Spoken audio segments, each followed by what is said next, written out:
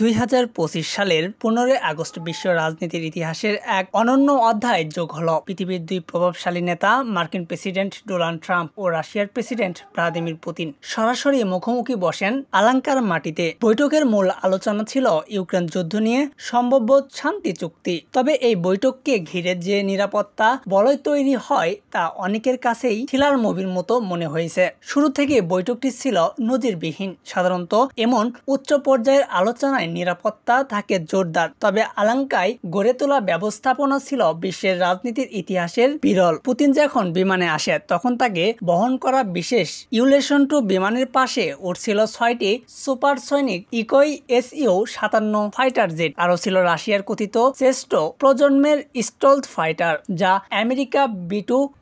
আমেরিকার B-2 spirit বোমার থেকে উন্নত বলে ধারণা করা হয়। অন্যদিকে ট্রাম্প এসেছিল তার ব্যক্তিগত বিমানে, যাকে পাহারা দিয়ে এনেছে যুক্তরাষ্ট্রের অদৃশ্য শিকার নামে পরিচিতি F-22 র্যাপটার জেট। এর পাশাপাশি আকাশে টহল দিচ্ছিল কৌশলগত বোমারু বিমান B-2 স্পিরিট। আলাঙ্কার আকাশসীমা পুরোপুরি নিষিদ্ধ করা হয় অন্য যে কোনো ফ্লাইটের জন্য। নিরাপত্তার বিষয়টি আরো জোরালো করে তুলেছিল পুতিনের গাড়ি বহর। তার সঙ্গে ছিল 34টি গাড়ি এবং শতাধিক FSO সদস্য, যাদের হাতে ছিল উন্নত স্নাইপার রাইফেল ও ড্রোন হামলার প্রতিরক্ষা প্রযুক্তি। এদিকে ট্রাম্পের নিরাপত্তার ব্যবস্থাও ছিল সমানভাবে আধুনিক ও শক্তিশালী। তবে এত প্রস্তুতির পরেও বৈঠকের ফল আশা অনুরূপ হয়নি। দীর্ঘ কয়েক ঘন্টা আলোচনার শেষে ঘোষণা দেওয়া হয় ইউক্রেন ইস্যুতে কোনো উল্লেখযোগ্য অগ্রগতি হয়নি, যদিও শান্তি চুক্তির প্রত্যাশা পূরণ হয়নি। পুরো বিশ্ব দেখছে এক অনন্য শক্তি প্রদর্শনের প্রতিযোগিতা।